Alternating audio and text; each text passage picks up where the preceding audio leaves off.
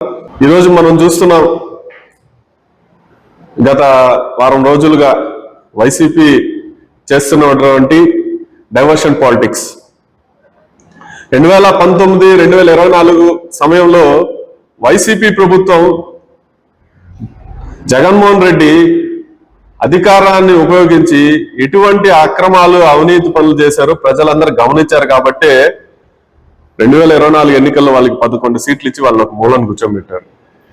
ఇప్పటికీ వాళ్ళు ఏం మారకుండా అవే అబద్ధాలు, అవే బుకాయింపులు, అదే డైవర్షన్ పాలిటిక్స్ చేస్తూ ప్రజల్ని మభ్యపెట్టాలని చూస్తున్నారు.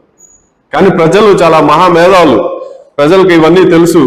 మీరు చేస్తున్న అక్రమాలన్నీ చూశారు కాబట్టి ఆ రోజు మీకు 11 సీట్లు ఇచ్చారు. ఇంకా మీరు మారకపోతే ఈసారి మీ అడ్రస్ కూడా గల్లంత అయిపోతుందని చెప్పి వైసీపీ నాయకులకి నేను పదే పదే హెచ్చరిస్తున్నాను. మనం గత రెండు రోజుల క్రితం కూడా చూసాం, మన సూలూరుపేట నియోజకవర్గం మాజీ శాసనసభ్యుడు కిలివేటి సంజయ్ గారు మన ముఖ్యమంత్రి చంద్రబాబు నాయుడు గారి పైన, ఉప ముఖ్యమంత్రి పవన్ కళ్యాణ్ గారి పైన ఏదో పోలీస్ కంప్లైంట్ ఇచ్చారని చూశాను. మీరు చేసిన తప్పుకి, మీరు చేసిన పాపాలకి తిరిగి చంద్రబాబు నాయుడు గారి గురించి, పవన్ కళ్యాణ్ గారి గురించి అబద్ధాలు దుష్ప్రచారాలు చేయడమే కాకుండా వారి గురించి మీరు అనుచిత వ్యాఖ్యలు చేస్తూ ఇంకా మీరు బుకాయిస్తున్నారంటే మీరు చేసిన తప్పుని కప్పిపుచ్చుకోవడం కాదా? మీ వైసీపీ ప్రభుత్వంలో మీ జగనన్న ల్యాబొరేటరీలో తయారైనటువంటి ఈ కల్తీ నెయ్యిని మీరు స్వచ్ఛమైన నెయ్యిగా నిరూపించడం కోసం